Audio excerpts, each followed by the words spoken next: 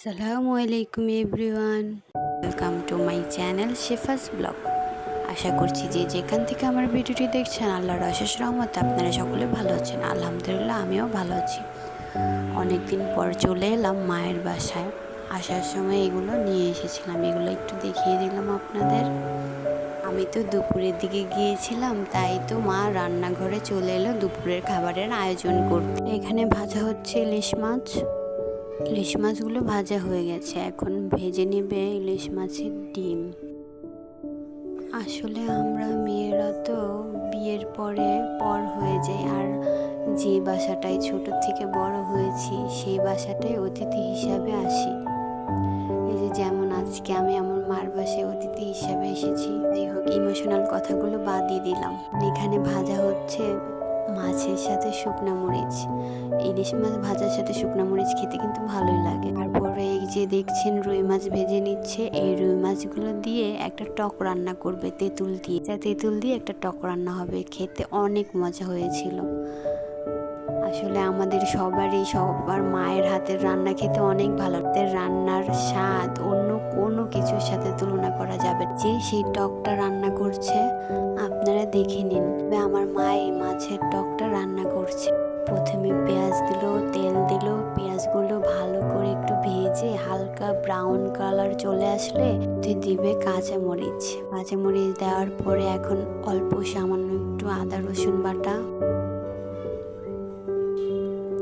তারপরে হলুদ মরিচ ধনিয়া গুঁড়া এগুলো দিয়ে ভালো করে একটু কষিয়ে, কেমন জানে মায়ের হাতের সাধারণ রান্নাগুলোর স্বাদও অসাধারণ লাগে।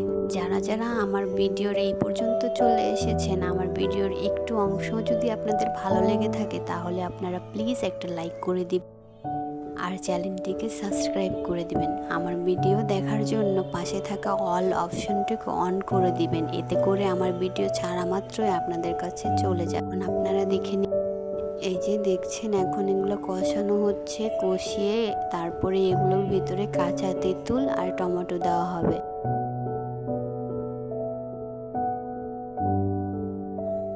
আমার কাছে আমার মায়ের হাতের রান্নাগুলো সবগুলোই ভালো লাগে। আমি জানি সবার মায়ের হাতের রান্না সবার কাছে ভালো লাগে। এই রান্নাটা সবাই একবার হলেও বাসায় ট্রাই করে দেখবেন, আশা করছি ভালো লাগবে।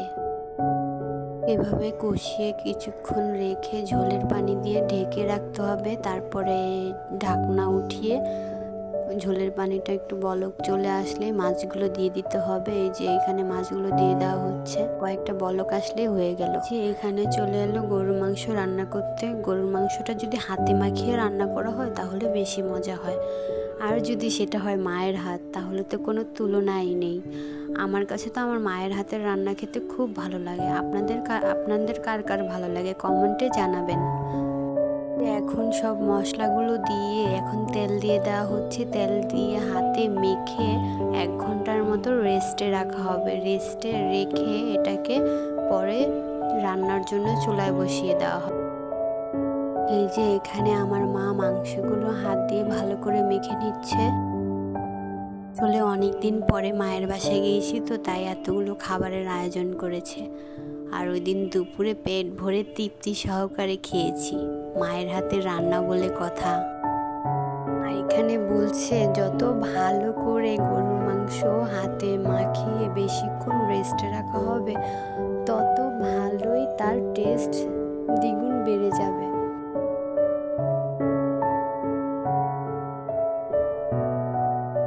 তো এখানে ভালো করে মাংসগুলো ম্যারিনেট করে নিচ্ছে।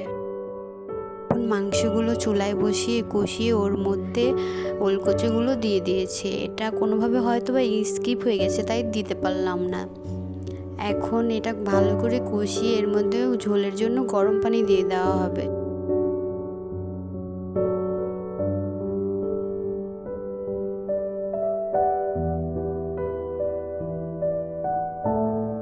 এই তো এখন অ্যাড করা হলো গরম পানি। গরম পানি দিয়ে ঢাকনা দিয়ে কিছুক্ষণ রান্না করে নিলেই হয়ে যাবে ওলকচু দিয়ে গরু মাংস রান্না।